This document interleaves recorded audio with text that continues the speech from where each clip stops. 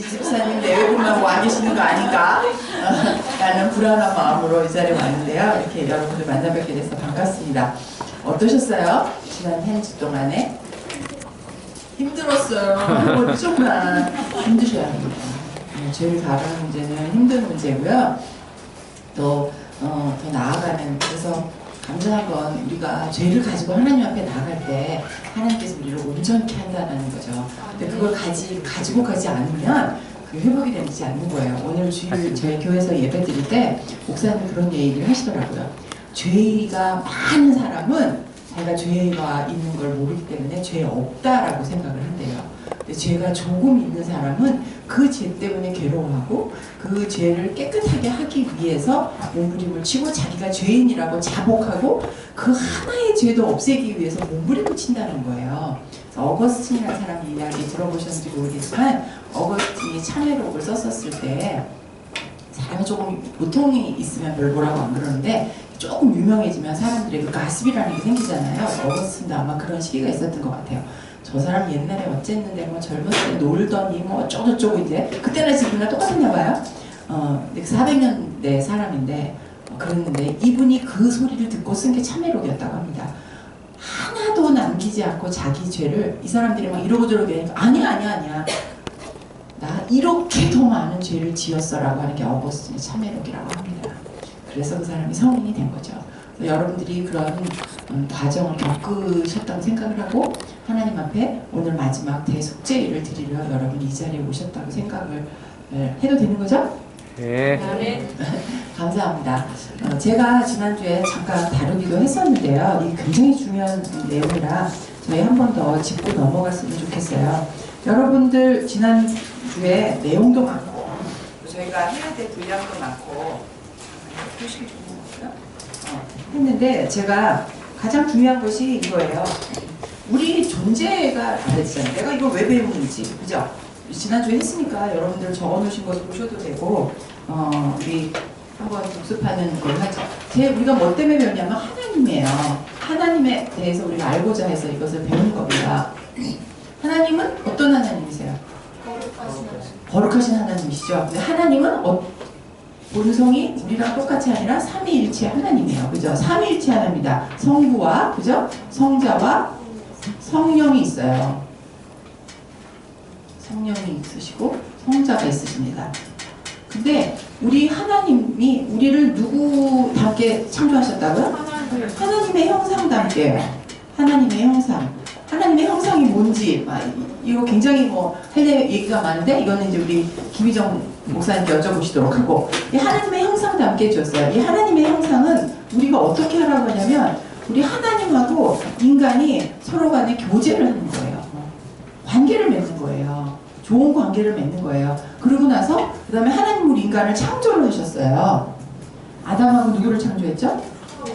하와를 창조하셨습니다. 그래서 이게 서로 간에 소셜이 생기는 거예요. 똑같이. 그리고 나서 하나님이 인간을 창조하시기 전에 사실은 뭘 창조했죠? 만물을 창조하셨어요. 자연이죠. 네, 자연을 창조하셨습니다. 그래서 이렇게 하나님이 자연을 창조하셨는데 인간이 하나님하고도 관계를 하고 이 인간이 자연하고도 관계를 하도록 만들어 놓으신 거예요. 우리 인간을. 자, 우리 자연에 대해서 한번 볼까요? 이렇게 창조를 하시는 하나님께서 우리에게 하나님과 같이 뭐하고 살자고요? 좋은 교제하고 좋은 관계 맺고 살자고 창조를 했어요. 그랬는데 인간이 죄를 짓잖아요. 그래서 우리가 이 어려운 레위기 공부를 하는 겁니다. 그런데 왜요? 이걸 레위기 공부에서 뭐 하자고? 하나님과 교제하려고. 그렇습니다. 하나님하고 그 관계를 다시 회복하자고요. 그래서 하나님이 다스리라, 생육하고 번성하라, 그거 하자고요. 그래서 하나님이 이 주신 모든 것을 우리에게 주신 거예요. 이걸 다 다스리고 서로 좋게 관계해서 이 자연을 다스리고 인간끼리 어떻게 지내라고요? 잘 지내라고요. 소셜 릴레이션십을 잘 하라고 해주신 겁니다. 그래서 우리는 지금 배운 이 얘기는 이 창조의 역사를 새롭게 하나님이 원래 하셨던 그 창조의 역사의 그 모습대로 회복하기 위한 작업을 우리가 하는 거예요. 근데 원죄라는 게 있다고 했어요. 우리 지난번에 제가 그것도 또 말씀드렸어요. 오늘은 계속 이렇게 씁니다. 이렇게 쓰면 여러분들 좀 말로 하는 거는 제 글씨가 좀 이렇게 좀 별로 이렇게 못 써가지고 근데 볼펜으로 쓰면 잘 써요. 친구한테 한소리 잘 못해서 그렇지. 자, 지난번에 우리가 그랬어요. 하나님하고 이제 하나님이 이 세상을 이처럼 사랑하셔서 독생자를 주셨는데 하나님께서 그 독생자를 주시는 것으로 인해서 우리에게는 은혜 언약이 들어왔다고 해요. 하나님하고 우리는 약속 관계가 있는 것입니다. 근데 하나님께서 맨 처음에 우리에게 행위 언약을 주셨다고 했어요. 말씀드렸죠? 그래서 하나님이 계시고 하나님이 누구를 창조했어요? 아담을 창조했어요. 아담을 창조하셨는데 이 아담은 모든 인류의 대표예요. 그죠? 모든 인류의 대표를 했는데 이 아담이 죄를 졌어요. 죄를 진 걸 무슨 죄라고 부르죠? 우리가? 원죄라고 부르죠. 그래서 이 아담의 죄가 이 모든 인간에게로 어떻게 됐어요? 전가가 됐어요. 죄가 전가가 됐습니다.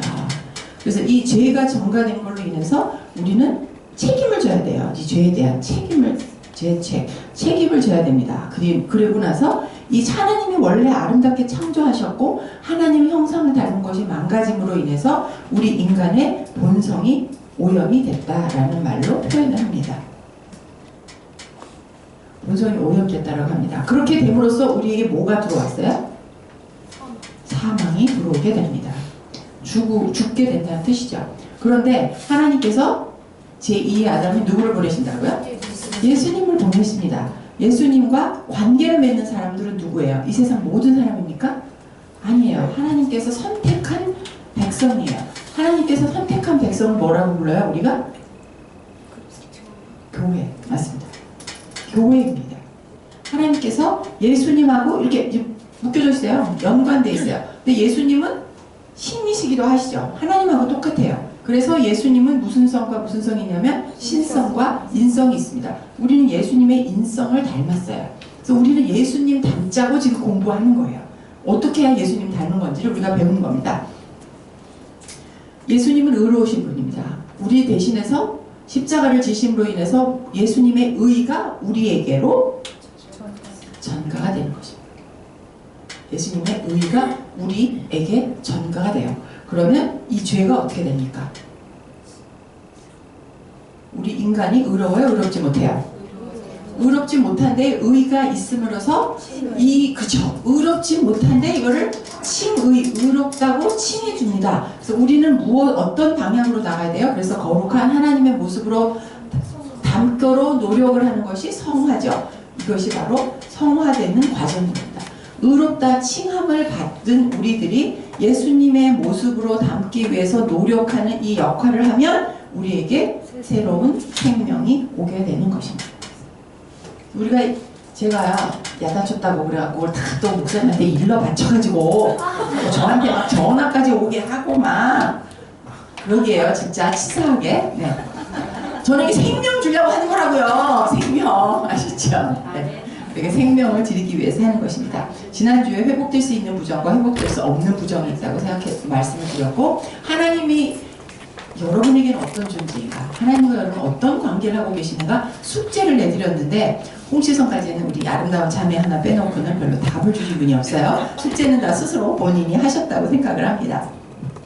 여러분에게 사진도 올려보니까 레위기를 끝나고 모여서 저 뒤에 모이셔가지고 심각한 얼굴로 죄를 바라보고 고뇌하는 여러분의 모습을 봤기 때문에 제가 육가를 나가도록 하겠습니다.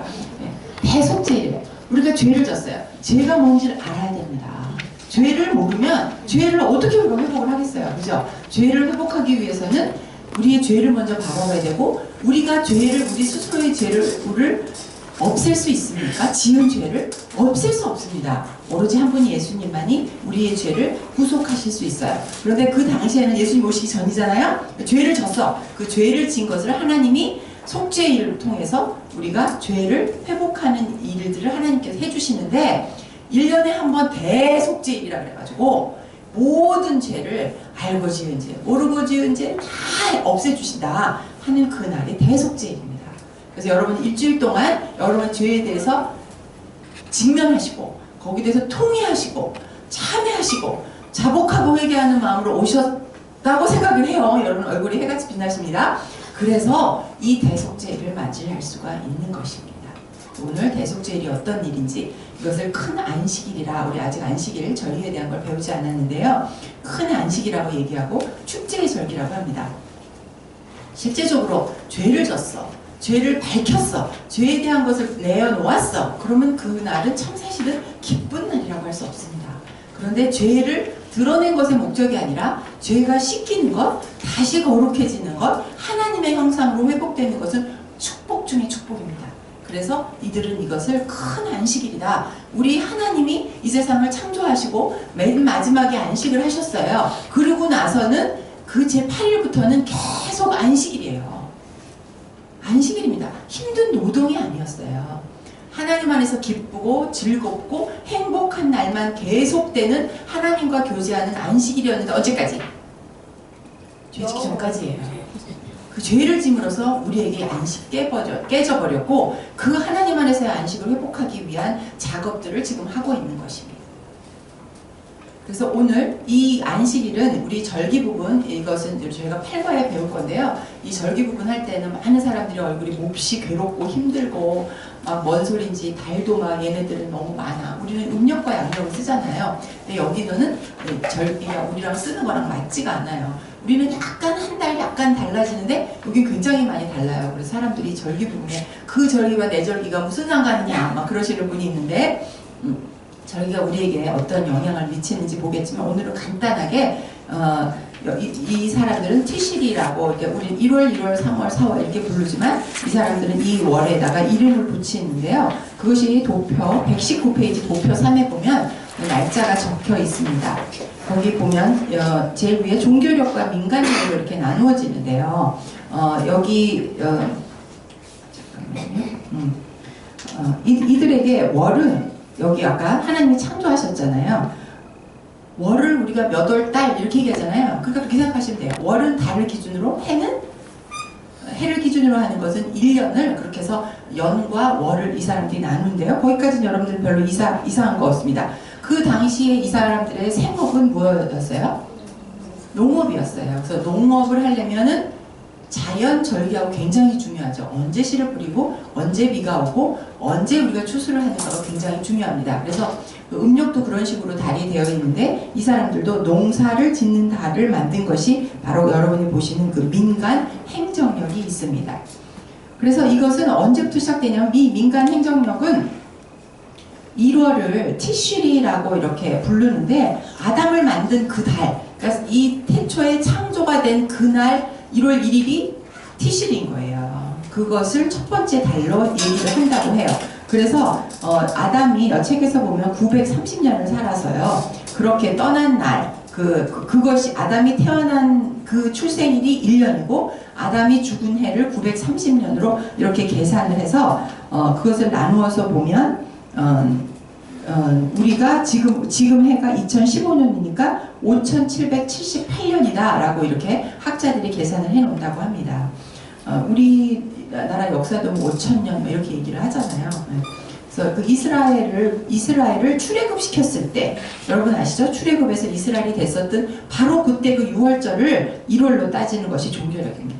그래서 이들에게는 이 6월절이 얼마나 중요한 것인지를 알게 되는데 이것을 이 종교력을 통해서 이들은 하나님에 대해서 하나님은 우리를 어떻게 창조하셨고 역사 가운데 우리가 그 애굽에 종살이 하기 전에 우리를 어떻게 그 믿음의 조상 아브라함에서부터 어떻게 하나님이 우리를 인도해 내셨는가라는 것을 알기 위해서 만들어 놓은 절기가 이 6월절을 기준으로 해서 만든 종교력이라고 합니다.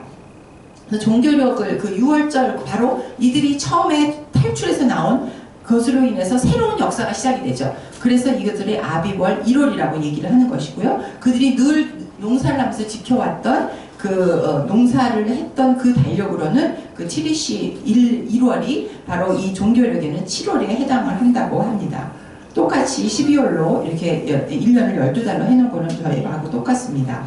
그래서 이 대속죄일은 티실이 10일에 이 대속죄일을 정해놓고 이제 이들이 다 같이 모여서 제사를 지내게 됩니다. 여러분 지금까지 말씀드린 건 사실 여러분에게 크게 중요한 건 아니지만 이들이 이렇게 종교력과 인간력을 통해서 두 개의 달력을 사용하고 있다라는 정도만 알고 계시면 되겠습니다. 그 아론이 두 아들이 죽게 된 걸 여러분 우리 지난 시간에 배웠잖아요. 왜 죽었어요? 네, 하나님이 하지 말라는 거 했기 때문이에요. 이 죄는 이만큼 죽음으로, 목숨으로 우리가 그 죄값을 물으십니다. 그런데 아론은 어떻게 했나요? 그 자식이 죽은 것을 통회하고 속상해하고 그렇게 하라고 했나요? 그러지 않으셨어요. 아론이 해야 될 자기의 그 직분을 계속해서 하라고 했습니다. 그래서 이것을 통해서 여러분이 때로는 하나님의 부름받은 자로 자기 개인의 육신에 어떤 문제가 있었을 때 슬픈 일도 있을 수 있고 뭐 육신이 아플 수도 있고 그렇잖아요. 자기 어떤 일이 있었을 때도 불구하고 하나님의 일을 해야 되는 사람들이 있어요. 주일날 목사님이 집안에 무슨 일이 있다고 주일날 예배를 안 드린다. 그러면 그 많은 교인들이 어떻게 예배를 드리겠어요. 그죠?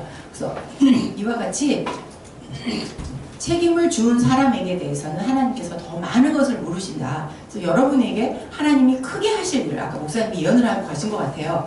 여러분이 앞으로 하실 큰 일을 위해서 하나님이 여러분을 준비시키시는 것입니다. 준비시키는데 아무나 하나님을 사용하시지 않습니다. 군대에서도 우리 아들이 이제 군대를 가야 돼서 제가 거기에 대해서 신경을 쓰고 있는데 특공대 갈 때는 어떻게 해요? 특공대 간다는 소리가 아니고 놀라지 마세요. 그냥 일꾼으로 가는데 특공대를 가면 어때요? 이거를 보니까 문전병도 있고 뭐 카투샤도 있고 공군도 있고 해병대도 있고 뭐 굉장히 많더라고요. 내가 선택을 해서 우리가 가죠. 하나님이 여기서 하나님께서 우리에게 선택해서 너는 왕 같은 제사장이라고 우리를 부르시는 거거든요. 그럼 거기에 맞게 나의 직분에 맞게 우리가 훈련이 되어져야 됩니다.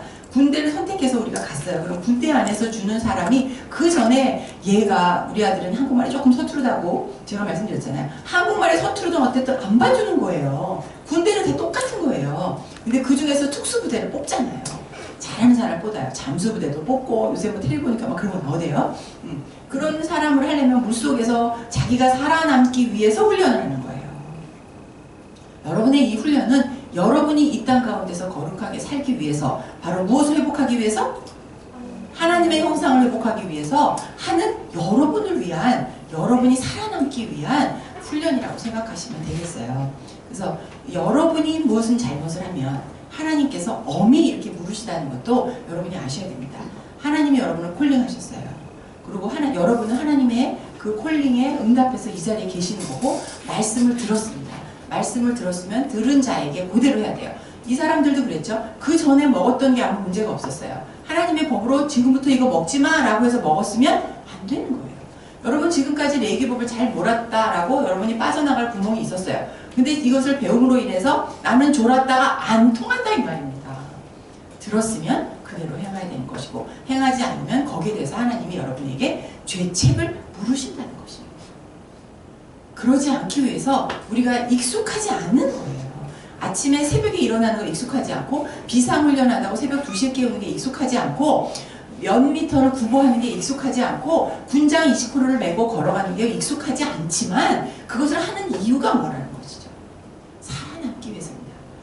이 군인에서 훈련을 시키는 건 적군하고 싸우기 위해서가 아니라 제일 먼저는 내가 살아남기 위해서. 그래서 이 훈련이 저를 위한 것이 아니라 여러분이 이 땅 가운데서 거룩한 삶을 살기 위한 여러분을 위한 장치이신 것이고 여러분은 거기까지. 그런데 하나님의 목적은 여러분을 사용하셔서 이 땅에 거룩한 하나님의 그 영광의 빛을 여러분을 통하여서 비추하기를 원하시는 것이고 여러분을 통해서 어둠 가운데 있는 자들이 빛 가운데로 나오는 도구로 하나님이 여러분을 사용하기를 원하신다는 것이죠. 그래서 여러분은 이 죄에 대해서 엄하게 다루셔야 되고 이 죄에 대한 책임을 여러분들이 질 수 있도록 여러분은 훈련이 되어셔야 되고 이 죄에 건드려지지 않기 위해서 무엇이 죄고 무엇이 죄가 아닌가를 여러분이 아셔야 된다는 것입니다. 그 전에 먹어서 아무렇지도 않았던 우리 생활 가운데 익숙했던 아무렇지도 않았던 것 때로는 우리 하나님께서 우리에게 양심을 주셨기 때문에 양심으로 우리가 깨닫기도 하지만 대부분은 모르고 지나가는 죄, 알고 지나가는 죄들이 있습니다. 여기서 우리가 알고 지나간 죄, 모르고 지난 죄에 대해서 제사를 드렸듯이 여러분도 마찬가지로 내가 이때까지 알고 지낸 죄, 모르고 지었던 죄, 남들이 다 하니까 이 사회 속에서 그냥 통념적으로 했던 죄들, 내 옆에서 같이 죄를 지어주는 사람이 있기 때문에 그냥 지어도 되는 그런 죄들을 여러분들이 간과해서는 안 된다는 것이죠. 왜? 첫 번째, 내가 살아남기 위해서. 사단의 궤에서 우리가 승리해야 되는 것입니다. 이 세상일 그 영적 전쟁, 이 거룩한 전쟁터에서 여러분들이 하나님의 거룩한 영사로 사용되기 위해서는 반드시 이 일이 이루어져야 하는 것입니다. 대속죄일에는 하나님께서 속죄판이라는 그 거룩한 성소 안에 속죄판 위에서 구름 가운데 하나님이 나타나시게 되시고, 휘장으로 지성소와 성소가 이렇게 분리가 되어 있는데 그 안에는 지성소 안에는 언약궤가 있고요. 그 언약궤는 아카시아 나무로 만들어졌고 금으로 내부가 외부가 둘러진 직사각형 형태의 상자로 되어 있었다고 합니다. 그 궤 윗부분에 황금으로 만든 두 그룹을 가진 하나의 판이 이렇게 있었다고 해요. 지금 여러분들이 제가 정확한 장소를 지금 잊어버렸는데 이곳을 가보실 수 있으니까 여러분 한번 하루에 당일치기로 갔다 오실 수 있어요. 한 4-5시간 이제 관람해 주시는 시간이 있는데 그걸 축소로 해놔서 해놓은 곳이 있으니까 한번 다녀오시는 것도 좋을 것 같아요. 제가 거길 다녀오면서 제일 쇼킹했었던 거는 그거였어요. 그 천으로 제 머릿속에는 그 휘장 이렇게 됐으니까 나도 모르게 이 휘장이라는 것이 이렇게 얇은 천이었을지도 모르겠다라는 생각을 그냥 지레짐작을 하고 있었던 거죠. 근데 그게 카페트 한 10장도 넘게 해놓은 것만큼 이렇게 두꺼운 거예요. 그것을 직접 거기 있는 성도들이 다 짜셨더라고요. 무지무지 두꺼워요. 근데 그게 위에서부터 아래로 찢어졌다는 거죠. 예수님 십자가 사건에서. 한번 여러분이 가보시고 그 설명을 들으시면 성경을 보는 눈과 그런 것이 많이 여러분에게 달라지실 수 있다고 생각을 합니다. 자, 여기서 보면 이 대속죄일에 무슨 제사든지 대제사장은 자기 자신을 위해서 먼저 제사를 드렸죠. 여기서도 마찬가지입니다. 대속죄일은 말할 것도 없고요. 자기 자신과 자기 가족, 자기 집안을 위해서 속죄제를 먼저 드렸습니다. 그리고 나서 자기 자신을 위해서는 소를 제사를 드리는데 온 회중을 위해서는 염소를 잡습니다. 염소 2마리를 선택을 해서 가지고 오는데 그것으로 제비 뽑아요. 그 당시는 제비를 뽑았을 때 하나님께서 이것을 택정해 주셨다고 해서 제비를 뽑았고, 그 가룟 유다가 죽고 난 다음에 예수님의 그 12제자 중에 하나를 뽑을 때도 마찬가지였습니다. 성경에 보면 몇 군데에서 이 제비 뽑는다는 것이 나오게 되는데 그 제비 뽑는다는 것이 바로 하나님께서 그 자를 선택해 주셨다라는 그런 의미가 있습니다. 그래서 2마리 염소 중에 하나를 선택을 해요. 그 121페이지 여러분 그림 한번 보시겠어요? 질문 9번 밑에 있는 그림이 제사장을 위해서 소를 제사장이 끌고 가는 거예요. 제사장은 머리에 있는 이 터번이 좀 크죠. 그 다음에 두 번째는 이 뭐 하시는 건가요? 네, 대제사장이 소를 잡고 그 잡는 것을 제사장이 도와주는 것을 이렇게 그림으로 그려놓은 것입니다.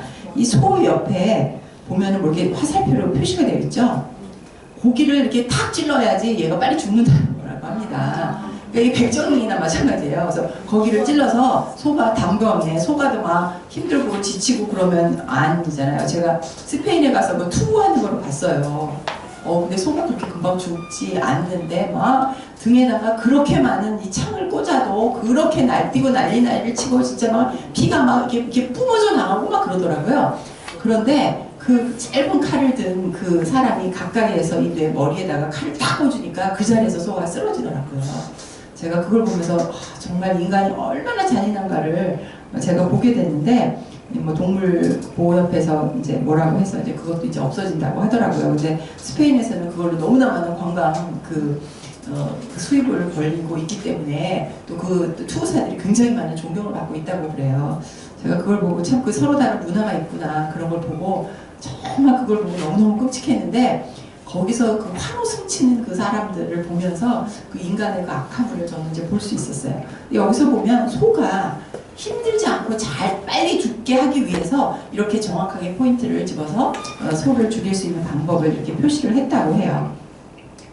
온 회중을 위해서 2마리 염소를 제비를 뽑아서 1마리는 하나님께로 드립니다. 이게 영어 주석을 번역을 하는 것에서 약간 조금 문제가 있어서 여러분이 혹시 오해가 있을지 모르겠는데, 하나는 아사셀에게 드려지는 게 아니라 아사셀에게로 보내지는 것입니다. 그러니까 죄는 내 거가 아니에요. 그죠? 그래서 하나님 입장에서 보면 죄는 내 것이 아니죠. 내 백성이 가져야 될 것이 아니죠. 그래서 아사셀, 사단을 총칭하는 건데 거기로 보내게 되는 것을 하는 것입니다. 그래서 여기서는 여기 122페이지에 보면 그 아사셀이라는 것이 4번이 나오는데 모든 레위기 16장에서 이렇게 나오고 있는데요. 그 아사셀이라는 것이 그 성경의 70인역 별개티 여기서 보면 멀리 가다라는 그 아잘이라는 말과 염소의 아즈라는 단어가 합성이 돼서 이렇게 사용이 되었을 것이다 라는 견해가 있기도 하고요. 또 하나는 아사셀이 악귀의 이름, 악마 그 자체로 보는 경향이 있다라고 하는데 보통은 이 두 번째 것으로 우리가 이렇게 해석을 하고 있습니다. 그래서 여러분이 이 책을 보거나 다른 책을 볼 때 주석 성경을 봐도 마찬가지고요. 보면 서로 약간 견해가 다른 것들이 있어요. 그러면 여러분이 또 그것에 대해서 여러분이 또 많은 정보를 찾으시고 그 다음에 그 최종 결정은 여러분이 이것이 무엇이 많은 학자들이 해놓은 것을 가지고 무엇이 가장 옳은 것인가 판단은 여러분이 하시면 되겠어요. 그래서 제가 쓴 이 책하고 조금 다르게 해석된 책이 있을 수도 있으니까 근본적으로 원리에만 맞으면 여러분들이 괜찮다라고 생각하시면 될 것 같아요. 그래서 이게 이 영적인 전쟁은 그 당시에는 하나님 안에 있는 전쟁이라고 그랬어요. 우리 지난번에 진영이라고 그랬죠. 진영은 거룩한 것이고 그래서 군사들이 밖에 나와서 남자들이 어떤 유출이 되었을 경우에 거룩하지 않기 때문에 그날 해가 떨어질 때까지 그들이 왜 그 해 떨어질 때까지라고 했냐면 그 사람들은 해가 질 때가 하루의 시작이었기 때문에 그렇습니다. 지금 우리는 아침에 하루를 듣지만 그래서 해가 졌을 때 그때를 기준으로 해서 그때까지 그날 있었던 그 일이 그날이 끝나는 그때까지 이들의 죄의 책임을 지고 새날을 맞았을 때 다시 그 백성들에게 돌아가는 모습을 보게 되었습니다. 그와 마찬가지로 그 진영을 거룩한 곳, 왜 그러냐? 그 모든 전쟁은 하나님께 속했다라고 생각을 하기 때문에 거룩한 전쟁이 일어난 거룩한 진영이라고 우리가 이렇게 해석을 할 수가 있어요. 그래서 여기서 그 아사셀을 진영 밖으로 내보내는 것입니다. 그래서 이 백성들이 모여있는 이곳에서 이 죄를 완전히 분리하는 작업을 이렇게 하는 것이죠. 여기 뒤에 보면 염소가 2마리가 있죠? 잘 보이시지는 않을지 모르겠지만 이 염소가 둘이 있는데 하나는 이 염소 뿔에다가 리본을 맸고요. 하나는 이렇게 목에다가 리본을 맸습니다. 그래서 목에다가 리본을 맨 이 염소는 염소가 비슷하게 생겼잖아요. 그래서 한 염소에 이렇게 표시를 해서 하나님께 우리 속죄제로 드리고 또 하나는 아사셀에게 보내는 일을 하게 됩니다. 그래서 제일 먼저 대제사장이 6일 동안 이 제사를 위해서 준비를 합니다. 7이 완전 숫자라고 했죠. 그래서 6일 동안 완전하게 준비를 해서 7일째 되는 날 제사장이 어떻게 하느냐면 대제사장이 5번 목욕을 해요. 이 대속죄를 치르기 위해서. 그리고 발을 10번을 씻게 됩니다. 그리고 세마포를 입습니다. 제가 지난번에 이 지성소에 들어갔을 때 대제사장에게 방울소리가 나느냐 안 나느냐 이것이 잘못되게 우리에게 전달된 거라고 얘기를 했죠. 왜냐하면 세마포를 입으면 죄인으로 모습으로 들어간 거야. 우리 한국에서 쉽게 생각하면 소복을 입고 들어가는 거예요. 그렇기 때문에 장식품을 달지 않습니다. 그래서 이 방울을 달았다는 것은 우리에게 잘못 전달된 것이라고 생각하는 게 맞는 것 같아요. 그래서 뭐 방울을 달았냐 안 달았냐 이게 중요한 게 아니고요. 이만큼 정결하게 하나님 앞에 나가기 위해서 지성소 안에 들어가기 위해서 제사장이 자기와 자기 가족을 위해서 제사를 소를 잡고 그리고 깨끗하게 목욕을 하고 발도 씻고. 근데 저는 볼 때 목욕을 하면 발이 저절로 씻어지지 않나 싶은데 어쨌든 10번 발을 따로 씻었다고 성경에 되어 있습니다. 그래서 그렇게 하고 2마리 염소 중에서 하나는 리본을 묶어서 아사셀에게 보내고 모개를 표시한 것은 그 여호와께로 드린다고 이렇게 되어 있습니다. 이 거룩을 나타나기 위해서 여러분을 보면 그 124페이지 그림을 한번 보시겠어요? 거기 제일 처음에 그림이 조금 요상하긴 하지만 이게 제사장이 들고 있는 게 뭐냐면 그게 뭐가 막 연기가 나잖아요. 그쵸? 철판 같은 데 들고 있어요. 뭘까요? 네. 이게 숯이에요. 숯을 가지고 가는 거고요. 그 옆에 있는 게 증거궤에 이렇게 뭔가 위에 뿌리 난 것 같은 걸 두릅을 표시를 한 거고 그 밑에 돌판 같이 있는 게 황금판을 나타내는 겁니다. 그래서 그 이제 연기로 그 옆에 연기가 이렇게 나잖아요. 이 연기를 내기 위해서 이제 이 숯불을 가져다가 그 위에다가 그 향로가 있는데 그 향로에다가 숯을 가득 채우고 그 숯 위에다가 2움큼의 고운 분말로 된 향을 놓으면 확 하고 연기가 날 거잖아요. 그러면 그 지성소가 이렇게 넓지 않아요. 그래서 그 지성소 안에 그 향이 이렇게 퍼지게 되는 것이죠. 이렇게 하는 이유가 2가지가 있다고 이 책에 쓰여 있어요. 첫 번째는 뭐냐? 하나님을 뵈면 우리 어떻게 된다고 그랬죠? 죽어요. 그래서 하나님의 영광 앞에 나가지 않게 바로 직면하지 않기 위해서 제사장을 보호하기 위해서 그렇게 연기가 나게 했고요. 또 다른 한 가지는 백성의 죄로 인해서 하나님의 진노로부터 제사장을 보호하는 두 가지 의미가 있었다고 그래요. 그래서 이렇게 향을 피웠다고 합니다. 상징적인 것이죠. 그 밑에 그림은 뭐냐면 조그만 이렇게 그릇에다가 제사장이 대제사장에게 무엇인가를 주는데 이것이 바로 소의 피입니다. 그 옆에 있는 그림은 피를 뿌린다라고 되어 있죠. 레위기 16장 14절의 말씀. 대제사장이 이렇게 만약 이 지성소 안에 들어가서 이 연기가 나는 그릇에다가 이렇게 피를 뿌리게 되는 일을 하는 것이고요. 그리고 나서 그 밑에 있는 것은 밑에 여러 사람이 또 모여 있잖아요. 염소를 잡는 모습입니다. 두 염소 중에 하나를 대제사장과 제사장이 잡아요. 그래서 그 휘장 앞에서 이 피를 뿌리는 것을 하는 것이고요. 이것은 제사장의 죄와 회중의 죄를 속죄하기 위해서 송아지의 피와 염소의 피를 이렇게 각각 뿌렸다고 합니다.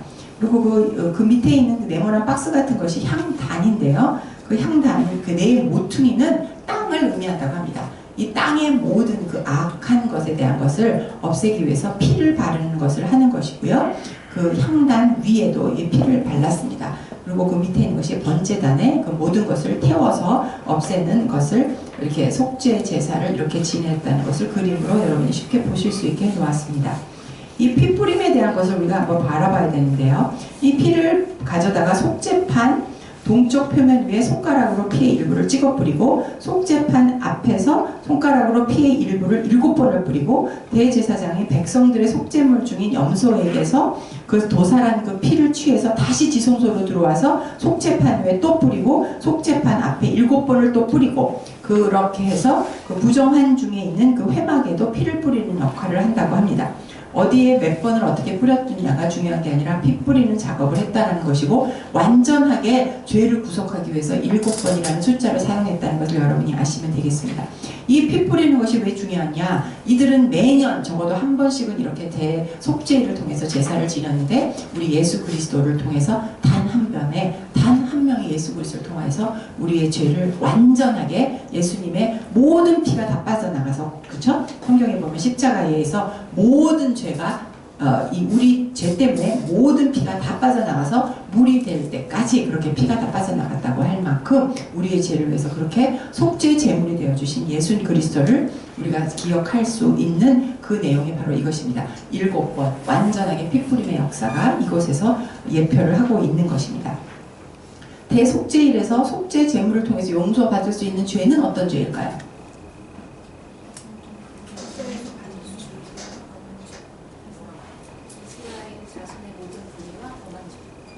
모든 죄예요. 모든 죄를 다 속죄받을 수 있었습니다. 그것이 대속죄입니다. 그래서 예수 그리스도가 속죄 제물로 우리를 위해서 하나님께 속죄 제물로 드려졌을 때 우리의 모든 죄가 그런데 여기서 보면 죄를 가지고 하나님 앞에 제사를 드리러 가기 전에 이들의 태도를 여러분이 주목하셔야 됩니다. 어떤 태도로 나간가? 그렇게 나간 자에게 구속이 있다는 것입니다. 보셨듯이 예수 그리스도와 결합된 모든 사람이 아니라는 것이죠. 교회 안에 있다고 해서 교인이 아닌 것이에요. 그래서 신천지도 교회 굉장히 많아요. 그 사람들이 교회 안에 있다고 구원받느냐? 그렇지 않습니다. 예수 그리스도와 이렇게 그러나 겹치기를 해놨잖아요. 연합된 예수 그리스도와 관계를 가지고 있는 예수 그리스도의 뜻대로 살고자 하는 예수 그리스도의 보혈의 능력을 입은 자들만이 구원을 받을 수 있다는 것입니다. 그래서 죄 문제를 여러분이 아주 직면을 하셔야 됩니다. 여기서 보면 모든 죄를 우리가 해결받을 수 있다는 엄청난 축복을 받게 되는 것입니다. 죄를 지었을 때 이것이 생명하고 연관이 되는 거죠. 근데 그 죄를 통하여서 하나님께서 이렇게 구속을 통하여서 이 죄를 다 없애주시겠다고 하는 것입니다. 모든 죄입니다. 반역한 모든 죄, 불식 중에 지은 죄거나 고의 중에 지은 죄거나 모든 죄가 다 이렇게 속죄가 된다는 것을 여기서 볼 수 있게 됩니다. 대속죄일에는 모든 죄다. 그걸 여러분 기억하시고요. 125페이지 우리 그림 볼까요? 그림을 보면 여러분 조금 이해가 쉬울 것 같아서요. 설명이 없지만 아사셀의 염소에게 무엇을 하고 죄를 전가하죠? 안수를 하죠. 맞습니다. 안수를 해서, 근데 우리가 보통 안수라는 단어가 이렇게 목사님이 우리에게 안수해주는 단어라고 이렇게 생각을 하는데요. 여기서 보면 이렇게 전가를 한다는 거죠. 하나님, 그러니까 목사님이 여러분에게 안수를 하는 것은 축복을 전가해 주는 것이고, 여기는 대제사장이 염소에게 죄를 전가해 주는 것입니다. 그래서 머리에 큰 토발을 쓴 사람은 제사장이고, 그 다음에 이 작은 모자를 쓴 사람은 제사장으로 이렇게 표시가 되어 있어요. 그래서 이렇게 그 옆에 조그만 집이 이렇게 있죠. 우리가 초막 들 때 제가 조금 자세하게 설명을 드리겠지만 그걸 초막이에요. 초막 그림입니다. 그래서 이렇게 성에서 이렇게 쭉 나오면요, 초막들이 이렇게 막 있어요. 벼랑 끝 낭떠러지에다가 이 아사셀에게 드리는, 아사셀에게 주는, 그죠? 너의 죄는 너도록 가져가라 라는 것이죠. 그래서 이 아사셀에게 다시 돌려주는 그 죄를 대표하는 이 염소는 벼랑 끝에 버려지게 됩니다. 그렇게 하고 와서 이 대제사장은 세마포 옷을 입은 거예요. 그래서 옷에 보면은 옷이 깨끗해요. 그냥 아무것도 없는, 장식이 하나도 없는 세마포 옷을 가지고 뭔가 이렇게 쓸고 담죠. 네, 아까 우리 여기 그 앞 페이지에서 번제단에서 태웠던 것들이 있잖아요. 그것을 깨끗하게 다 치우게 됩니다. 지성소에 들어가서 이 대제사장이 다 치워요. 그렇게 하고 나와서 옷을 바꿔 입어요. 보니까 옷이 뭐가 막 달렸어요. 가슴을 보세요. 가슴에 12개의 보석이 박혔는데 12지파의 모습을 나타내는 거라고 우리 지난번에 대제사장 할 때 배웠죠. 의복을 갈아입고 대제사장이 짜잔 하고 나타납니다. 그러면 모든 사람들이 모여서 축제를 하는 것입니다. 우리는 이때까지 대제사장이 무엇을 했나라는 걸 봤는데, 그럼 대제사장이 이렇게 할 동안에 나머지 사람들은 뭐 하고 있었을까요? 뭐 하고 있었을까요? 책이 있는데요.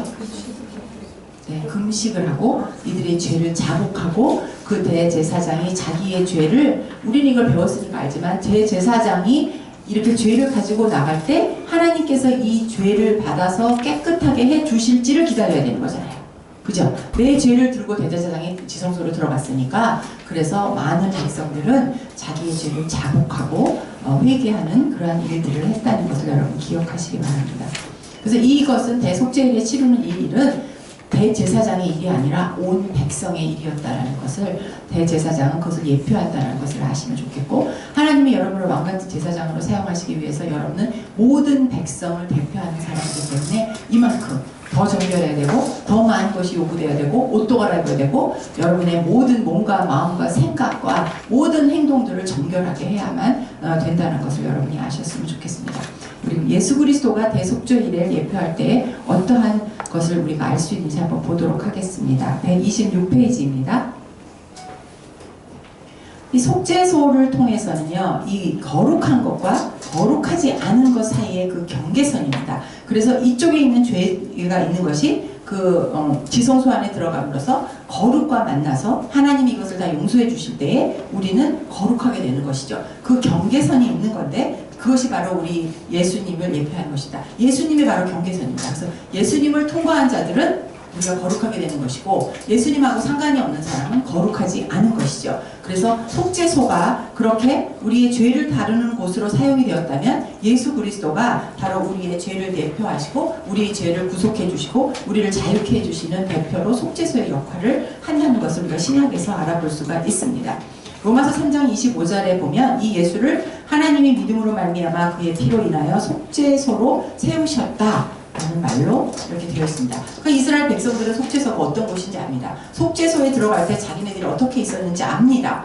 모든 제사장, 대제사장이 다 멀쩡하진 않았을 수 있을 거예요. 대제사장의 죄가 온전하게 씻겨지지 않고 이 의식을 제대로 하지 않았다면 대제사장도 죽음에 이루었겠죠. 그렇기 때문에 이 모든 사람들은 이 우리의 죄를 예표하는 예수님을 그 행보를 통해서 예수님이 이 일을 행하실 때에 우리도 어떤 마음으로 있어야 하는지 그것을 알아야 하는 것입니다. 지성소의 언약궤의 황금판, 그 다음에 이 번제단, 이 모든 것들이 바로 하나님의 임재가 거하는 것이고 하나님이 만나는 곳인 것과 마찬가지로 예수 그리스도가 여기에 속죄소로 사용이 되었다는 얘기는 무엇이냐면 바로 예수님을 통하여서 우리가 하나님과 관계를 다시 회복할 수 있다는 것을 말을 하는 것이죠. 하나님의 영광이 있는 것, 하나님의 그 영광을 우리가 경험할 수 있는 것은 예수 그리스도를 통해서다라는 것이 바로 이 속죄소라는 단어 하나로 모든 것이 여러분이 해석이 될 수 있는 것입니다. 왜 그런 거 있잖아요. 얘가 내 엄마야. 뭐, 그러니까 얘가 얘 엄마야. 라고 누가 얘기를 할 때 그 한마디로 우리가 딱 그런 거 알죠. 아, 얘 건드리면 안 되겠다. 뭐 그런 거 있잖아요. 엄마가 있으면 여기도 누가 1대1 하시는 분이 여기 딱 집사님 오셨다고 하는데 우리가 건드릴 수 없잖아요. 이렇게 집사님 와 계시면. 그런 거와 마찬가지로 그 소속이 굉장히 중요한 거죠. 우리가 예수 그리스도 안에 소속이 되어 있다는 것은 굉장히 중요한 것입니다. 그래서 이 속죄소가 이 그 성막 안에서도 성소 안에서도 이 지성소가 이게 굉장히 안으로 들어가 있어서 보통 사람이 근접할 수 없는 곳이었어요. 그런데 예수 그리스도는 골고다 언덕 여기서 어디겠죠? 그 진영 밖에서 죽음을 당하였고 그곳에서 모든 사람이 보는 곳에서 그렇게 처참하게 돌아가셨다는 것이죠. 이건 엄청난 차이가 있는 것입니다. 그래서 그들이 가보지 못하고 보지 못했고 자기 죄를 누르지 못했던 구약의 백성들이 예수 그리스도의 사건을 통해서 이것이 얼마나 엄청난 사건인가를 우리는 골고다 언덕에서 예수님이 돌아가셨다는 게 굉장히 익숙해요. 그것이 그렇게 특별한 사건이 아니라 골고다 언덕이나 뭐 여기 광장이나 그냥 뭐 잘 모르는 거예요. 근데 이들에게 그것이 속죄소로서 다뤄졌던 오로지 대제사장이 1년에 딱 한 번만 들었던 그것과 이 예수 그리스도가 진영 밖에서 그렇게 돌아가셨다는 것은 엄청난 것입니다. 이것은 두 개죠. 우리의 죄를 가지고 지성소로 들어갔고 아사셀에게 드려지는 건 진영 밖에서 드려졌습니다. 예수 그리스도를 통하여서는 이것이 하나로 연결이 되는 것입니다. 그러니까 나의 죄를 대표해서 예수 그리스도가 하나님에게 제물로 드려졌고 그 다음에 나의 죄를 아사셀에게 보내기 위해서 사단에게로 그 사막의 음침한 골짜기로 다시 돌려보내기 위해서는 예수님께서는 진영 밖에서 돌아가실 수밖에 없는 것이죠. 왜 이렇게 되느냐? 하나님은 자신이 세워놓은 법을 그르치지 않으시는 거죠. 하나님은 자기가 세워낸 법을 그대로 지키시는 것입니다. 그래서 예수 그리스도가 진영 밖에서 그 골고다 언덕에서 돌아가실 수밖에 없는 것은 하나님이 세워놓은 이 속죄소의 이 모든 규칙을 하나님 스스로가 지키셨다는 것을 여러분이 여기서 보실 수 있는 것입니다.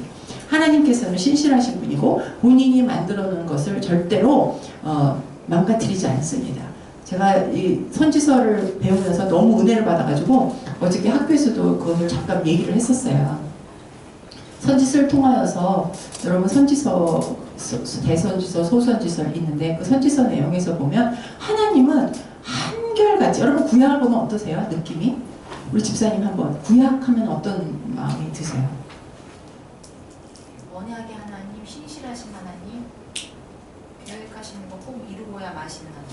네, 저렇게 결단하는 하나님, 그러니까 하나님께서 줄줄이 사탕으로 나오셔야 돼요. 내 하나님은 어떤 하나님인가? 여러분 일주일 동안에 그 밴드에도 안 올려주시고 막 이러면 안 되시는 거예요. 나의 하나님이 어떤 분인가를 요새요 공익 광고에 그런 거 나오더라고요. 어디를 여행 뭘 좋아하세요? 여행을 좋아해요? 그러니까 어디를 가고 싶어요? 나는 어디를 가고 싶어요? 막 이런 거 얘기해요. 아까 엘리베이터 속에서 누가 그러더라고요. 난 여행을 가고 싶어. 난 무조건 비행기만 타고 가고 싶어. 막 그런 얘기를 하더라고요. 어떤 자매가. 그런데 요새 그 광고에 그런 거 물어보잖아요. 근데 당신의 아내는 물어보잖아요. 나는 골프도 치고 싶고 낙지도 치고 싶고 당신의 아내는 그 다음에 너는 뭐가 좋냐? 난 뭐가 좋다 뭐가 좋다. 근데 너의 딸은 이런 거 물어보는 광고가 있더라고요. 그런 것처럼 대화를 하라 라는 그게 광고 내용이에요. 오죽 가족끼리도 대화를 안 하면 그걸 광고로 하나. 그래서 제가 좀 우스운 생각이 들었는데요. 그게 우리의 세상이 아닌가라는 생각이 듭니다. 특히 한국에서 서울에서 사시는 분들은 모든 분들이 너무 바빠요. 굉장히 바쁘십니다. 밴드도 보니까 12시 전에 끝난 날이 별로 없더라고요. 예. 다들 바쁘세요. 뭔가 모르지만 바빠요. 저희도 보통 카톡에 보면 굉장히 많은 데서 초등학교부터 시작해갖고 이 밴드에다 카톡에다가 정신이 하나 개도 없어요. 그 안에서 또 소그룹에서 또 막 카톡과 밴드가 막 있어요. 이 카톡과 밴드만 봐도 하루가 가는 것 같아요. 그렇게 모든 사람이 관계를 맺는 것 같지만 여러분 커피숍에 보면 바로 앞에 앉은 사람하고 카톡 한다면서요, 요즘 아이들은. 네, 이게 진짜 관계일까요? 제가 지난주에 누구 생일 파티에 갔는데 거기서 이제 누구에게 너무 좋은 거니까 소개를 하라라고 이제 어떤 장사의 개념으로 이제 누가 얘기를 하니까 나는 그렇게 친한 사람이 없다는 거예요. 그래서 제가 그랬어요. 아니 무슨 소리야? 누구누구씨 자매님은 그 사람들하고 같이 운동도 하는 게 10년이 넘었잖아. 근데 왜 친한 사람이 없어? 그렇게 얘기를 했어요. 그랬더니 예, 그 언니더라고요. 운동은 매일 하는데 별로 친하지 않아요. 무슨 소리일까? 매일 운동을 10년을 하는데 별로 안 친하대요. 왜 그걸 얘기를 아무렇지도 않게 하더라고요. 그래서 그게 우리의 세상이 아닌가라는 생각을 합니다. 그런 관계를 얘기하는 게 아닙니다. 여기는 예, 좋은 관계, 진짜 관계를 얘기하는 거예요. 하나님은 선지서에서 보면 끊임없이 우리를 사랑한다는 얘기를 해요. 그리고 우리를 회복시키시기를 원해요. 그런데 우리는 백성은 끊임없이 그 죄로 돌아가려는 습성이 있어서 죄를 짓습니다. 그래서 그 선지서를 전체를 보면 그들이 어떤 악행을 했는가에 대한 것이 이야기가 나오죠. 그리고 나서 그것이 그 선지서가 또 그렇게 하지 말라는 말을 합니다. 그리고 나서 하나님의 그들이 그 말을 듣지 않아서 하나님의 심판에 대한 이야기가 나오게 되는데요. 그 선지서 전체를 보면서 저는 그런 걸 느꼈어요. 아, 정말 하나님 짠하다. 어쩜 이렇게 끊임없이 인간의 사랑을 구걸할까? 우리가 하나님의 사랑을 구걸해야 되는데 거꾸로 하나님의 우리의 사랑을 구원하기 위해서 그렇게 끊임없이 하는구나 라는 얘기를 제가 듣게 성경에서 보게 되면서 정말 그 하나님의 사랑이 얼마나 감동적인지를 제가 공부를 하면서 배우게 됐어요. 그러면서 보니까 우리 인간은 그때나 지금이나 변하지 않았다. 이 죄에 대해서 정말 우리가 이렇게 페이스하지 않으면 우리가 또다시 그때 선지서에서 누군가를 통해서 끊임없이 말을 하고 여러분 주일날 듣죠. 매일 큐티하죠. 와서 또 끝나서 주일 예배 드리고 와서 또 이 성경 공부하죠. 끝나고 나서 또 분방 공부하시죠. 또 뭐 특강 있으시죠. 보니까 목요 예배도 드리시죠. 뭐 수요 예배 드리시죠. 뭐 예배 되게 많이 보세요. 그럼 여러분이 이렇게 해같이 빛나고 이렇게 성화보로 이렇게 뭐 있는 것처럼 이렇게 막 여러분에게 이렇게 막 영광의 광채가 막 나야 돼요. 여러분께 말씀하시는 거나 글을 보면 막 그런 것이 있어야 돼요. 근데 사실은 우리가 그렇지 못한다는 것입니다. 그러기 위해서 우리 노력을 해야 되는 거예요. 말씀 안에 거하도록 얘기를 살도록 여러분이 노력을 하셔야 되는 것입니다. 예수 그리스도를 통하여서만이 우리가 하나님과 진정한 교제를 할 수가 있게 되는 것입니다.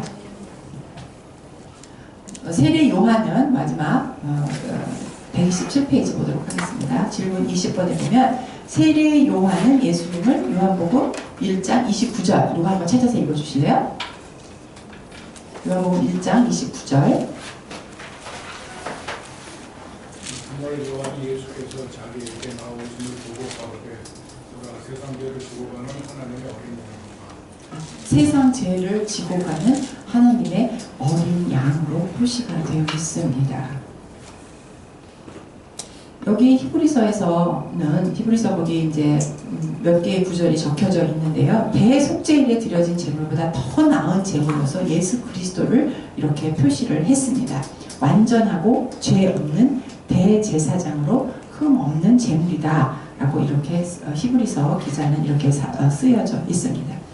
그래서 이 신약에서는 예수 그리스도가 온전하게 죄가 없고 흠이 없는 분이시기 때문에 단 한 번의 제사로 우리의 모든 죄가 예수에게로 전가가 되고 이렇게 우리의 모든 죄는 예수님이 가져가시고 예수님의 의가 우리에게로 전가됨으로 인해서 우리는 의롭다라고 칭화가 되었습니다.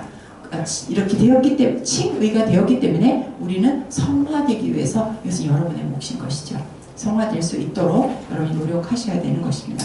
물론 하나님의 은혜 가운데만 이것이 가능한 일입니다. 죄에서 우리가 자유롭게 되었습니다. 믿으십니까? 네. 예수님 통해서 여는 죄에서 자유롭게 되셨습니다. 지금 이 시간에 제사를 지냈죠? 그죠? 제사를 지냈습니다. 죄에서 자유롭게 되었습니다. 근데 우리 인간의 본성은 그 다음 날도 또 죄를 지으려는 습관이 있습니다. 그걸 짓지 않도록 여러분이 결단을 하셔야 되는 것입니다. 그래서 여기서 예수님으로부터 우리는 온전하게 자유롭게 되었고 오직 흠없고 점없는 어린 양 같은 그리스도의 보배로운 피로 인해서 이것이 가능하게 되었습니다. 매년 속죄일이 될 때 제대사장은 자기와 백성을 위해 속죄제를 드렸지만 흠이 없으신 예수님께서 완전한 희생물로 자신을 드렸기 때문에 우리는 더 이상 이제 대속죄일에 제사를 지내지 않아도 되고 어떤 제사도 지내지 않도록 했습니다. 여러분 이때까지 쭉 제사에 대한 것을 배우면서 기뻐도 제사, 슬퍼도 제사, 죄를 져도 제사, 알고 지은 죄도 제사, 모르고 지은 죄도 제사, 그것도 모자라서 1년에 한 번 그냥 다 같이 또 몽땅 모여서 또 제사를 지냅니다. 특히 이렇게 여러분이 하나님께서 특별한 사람으로 뽑혔으면 이렇게 몇 번씩 며칠씩 아무하고도 만나지 않으면서 하나님과 7일간 이렇게 제사를 지냈습니다. 그럼 여러분도 이렇게 금식하시고 하나님 앞에 나와서 그런 제사 드리는 마음으로 어떤 것이 있을 때 결단하고 하나님만 만나겠다라고 하는 것을 끊으셔야 돼요. 어떤 분은 이거는 작은 시도긴 하는데 전 나쁘다고 보지는 않아요. 굉장히 커피를 좋아하시는 분인데 커피를 끊는다 하더라고요. 그러니까 자기가 이 세상에서 좋아하는 것을 끊음으로써 하나님을 기억하는 시간을 늘리겠다고 하는 거거든요. 어떤 방법이, 그게 무슨 하나님 원하는 방법도 아니고 뭐 성스러운 방법은 아니지만 자기가 좋아하는 것을 끊음으로 인해서 자기가 좀 더 하나님께 가까이 가겠다라고 하는 것입니다. 여러분이 좋아하시는 건데 하나님이 기뻐하지 않으시는 게 무엇이 있을까요? 하나님 여러분 커피 마신다고 기뻐하지 않으시고 그런 거 아니거든요. 여러분은 봤을 때 분명히 내가 하는 이 행동이 하나님이 보시기에 좋지 않은 행동이 있어요. 여러분 잘할 때 엄마가 야 빨리 좀 일어나라, 너 이거 하지 마라, 저거 하지 마라. 하나님이 다 원하시지 않으시는 거예요. 일단 그거부터 하지 마십시오. 엄마의 말씀을 들으시는 것이 착한 어린이에요. 아셨죠? 네, 엄마가 하지 말라는 거 하지 마세요. 그리고 그 다음에 성령에서 하지 말라는 거 하지 마세요. 자, 여기서 여러분의 대표가 여러분 목사님이 하라는 걸 하십시오.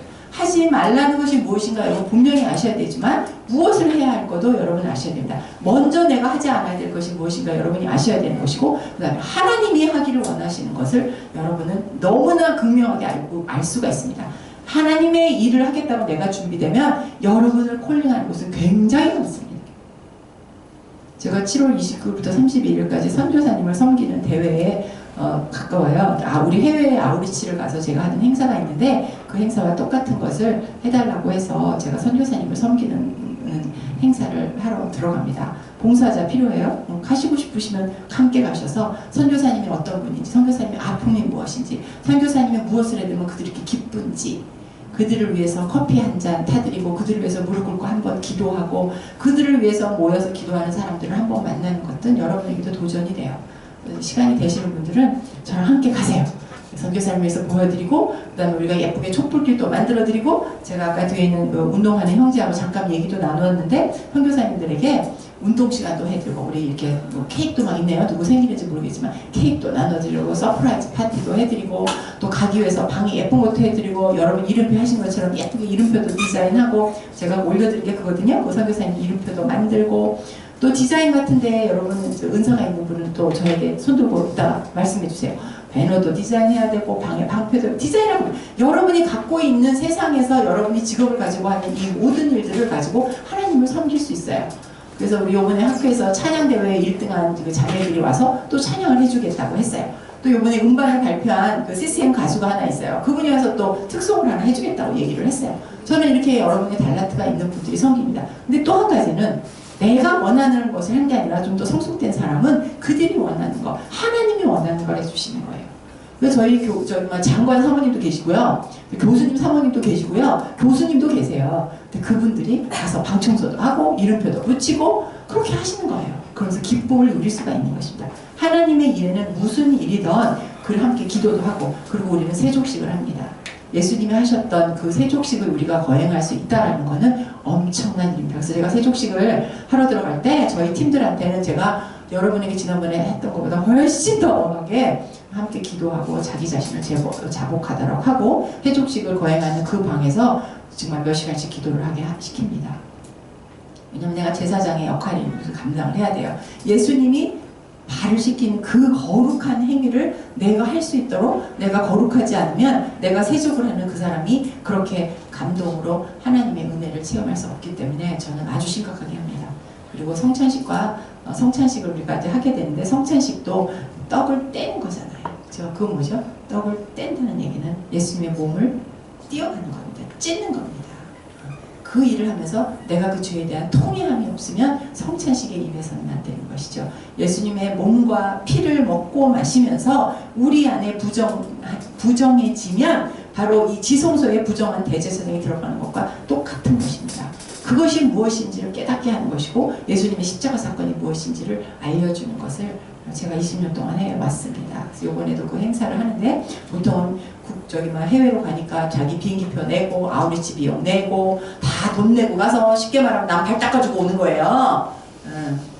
얼마나 많은 은혜를 끼치고, 우리가 현지인들에게 이 행사를 할 때에 저희는 그냥 에젤이라는 이름으로 들어갔는데, 에젤은 돕는다는 것이고요. 저희가 함께하는 그 행사는 코이노니아라는 행사를 하게 되는데, 코이노니아라는 것은 히브리어로 동역한다, 동반한다, 동행한다, 서로 나눈다, 그런 뜻이 있습니다. 그래서 우리의 기쁨을 함께 나누고 그들의 슬픔도 함께 나누고 우리가 우리가 함께 거한다는 그런 하나님 안에서 이 예수님 안에서의 아름다운 공동체를 만드는 것을 합니다. 그래서 저들이 뭘 하는지 여러분들이 보시면 좋을 것 같아요. 시간 되시는 분들 있으면 제가 나중에 카톡방에다가 올려드릴 테니까 오셔서 함께 참여해 주시면 좋겠습니다. 여러분의 달란트가 뭐가 있는지 제가 잘 모르거든요. 나 이거 할 수 있습니다. 적어도 남자 형제들 나 힘 됩니다. 이러고 오시면 됩니다. 네. 그리고 저희가 작은 또 디테일한 분들 참 중요해요. 이렇게 라인이 막 삐뚤어져 있으면 안 이쁘잖아요. 그래서 저는 그 촛불길 라인 맞추는 거에서 굉장히 목숨을 겁니다. 왜 그러느냐? 왜 그걸 목숨을 거느냐? 우리의 몸과 마음을 정결하게 하고 집중을 하는 거죠. 삐뚤어지면 그 삐뚤어진 것만 눈에 딱 띄어요. 예를 들면 여러분이 다 하얀 와이셔츠를 입고 오라고 그래서 다 입고 있는데 한 사람만 일반 옷을 입고서 그 사람이 튀어요.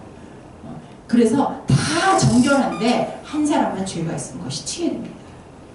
그래서 그런 나의 영적인 것들을 훈련하는 시간들을 가지려고 합니다. 그래서 나는 거기까지는 못 가는데 시간이 된다 그러면 사무실에 와서 이름표 칼로 자르는 거 하세요. 저희 사무실 가까워요. 이렇게 자기의 달란트를 무엇인가 나눠주는 역할을 하면 좋겠습니다. 그래서 하나님께서 받은 은혜가 있어야 나눠줄 수 있습니다.